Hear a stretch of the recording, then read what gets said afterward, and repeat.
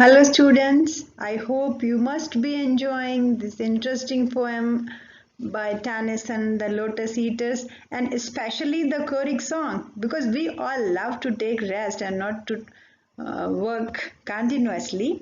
As in the choric song, the sailors or the mariners, they are giving their arguments that we are the best of God's creation and then why we have to work hard.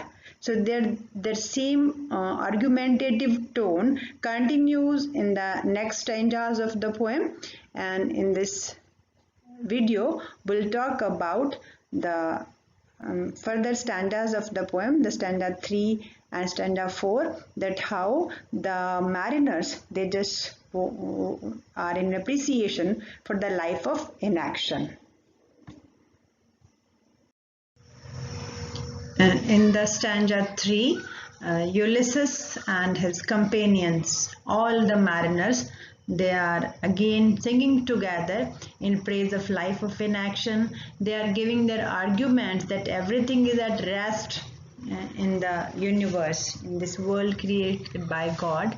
And here in this stanza 3, they are giving their argument that even the leaves, flowers, fruits, they all have their allotted span of life, and everything changes, everything happens in their life automatically. Leaves, flowers and fruits, they do not need to work hard just like human beings. So they sing, lo, in the middle of the wood, the folded leaf is wooed from out the bud, with winds upon the branch, and there grows green and broad, and takes no care. Sun steeped at noon, and in the moon, nightly dew fed, and turning yellow, falls and floats adown in the air.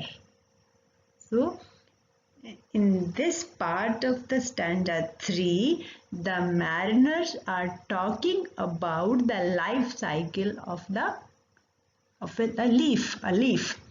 So they in the middle of the wood, that in the middle of a forest, a folded leaf, a young leaf, a tender leaf which is not opened up to now, is automatically is opened, is wooed, is brought out from the bud with the winds. Who brings it out? The wind. The wind which blows out there, blows and it touches the branch where the bud is there, and it just brings out the folded leaf from the bud. And then the leaf grows green and broad. The leaf opens up and it grows and takes no care. Means the leaf doesn't need to work hard on its own. Sun steeped at noon. In the noon, during the noon time, sun nurtures it. And at night, the moon feeds it with dewdrops. And then when its lifespan is over, it turns yellow, then it falls down from the leaf, and then it just floats in the air and its life ends. They further moves on, and now the sailors they sing about the life cycle of the fruits, just as they have sung about the life cycle of the leaf in the first part of the stanza 3. Lo, sweetened with summer light, the full juiced apple, the juicy apple fruit, it is automatically sweetened by nature in the summer light, in the sunlight, waxing over yellow, and in the summers it just gets ripened, it gets mellowed and drops in a silent autumn night. And when it gets ripened, it just drops automatically, silently at night. All its allotted length of days. Means it has its own period of life. The flower ripens in its place. Even the flowers also, just like leaves and the fruits, the flowers also blossom at a fixed place, ripens and fades. The flowers blossom and then wither away and then fall down, hath no toil. They do not need to do any hard work. Fast rooted in the fruitful soil, because all three of them, the leaves, the fruits and the flowers, they are deeply rooted in a fertile soil. They are fixed at their life is fixed at one place. Everything happens in their life automatically and they complete their life cycle. In the stanza 4, the same tone, the same note of the mariners continues.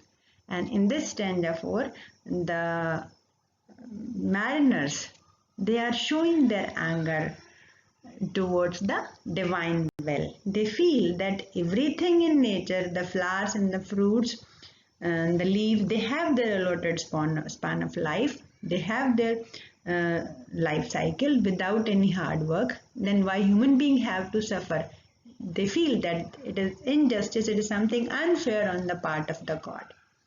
Hateful is the dark blue sky. The mariners sing that the dark blue sky is not favorable to them. Vaulted over the dark blue sea. The blue sky which has covered the blue sea is not favorable for us. We all know death is the end of life. Why should life all labor be? We are all aware of this very thing, that death is the ultimate end of life. We all know that we have to die someday. Then why we have to work throughout our lives? Let's alone. Only we, only the human beings. Time drives onward fast. Time moves on very fast. And in a little while our lips are dumb. And when our life cycle will end, our lips get dumb, means we will get mute, will die. Let's alone. What is it that will last? Then nothing is going to last forever. We have to die one day. All things are taken from us. Whatever belongs to us, whatever we earn with our hard work will be snatched away from us. Everything will become portion and parcels of the dreadful past. Everything will be stored in the horrible past. Let's alone. Then why only we human beings have to suffer? They keep on argumenting. There is the repetitive use of this phrase in this stanza, let's alone, let's alone. It is just to give an emphasis to the argument, to the feeling of bitterness, to the questioning tone of the mariners. The mariners keep on singing, what pleasure can we have to war with evil? We all know that we are going to die one day. Then throughout our lives, while fighting against evil, we are not going to get any pleasure. Is there any peace in ever climbing up the climbing waves? Then they question that they don't find any peace, anything comfortable for their lives while sailing through the rising waves throughout their lives, because they were all sailors, they were all mariners. So now they feel that they don't think that there is any peace in sailing through on the surface of the water throughout their lives. All things have rest. They again argument that all the things in nature have rest and ripen toward the grave in silence, ripen, fall and cease. Everything which gets birth, it gets its maturity and ultimately it moves towards its grave. Means everything just silently, calmly, without working, gets ripened, falls down and then its life ends. Cease means death, die. Give us long rest or death. So they just pray that we mariners as human beings, we also want a life of long rest or death. So give us terrible death or a dreamful state of relaxation. And thus the mariners sing in praise of life of inaction. And in the stanza 3 and stanza 4, they give their arguments that why they want to stay in the land of lotus, why they don't want to sail anymore. In this very choric song just mirrors the Victorian conflict of doubt and faith. The same tone, the same mood continues in the next part of the poem. So we will continue in our next videos with the stanza 5th, 6th, 7th and 8th. Thank you.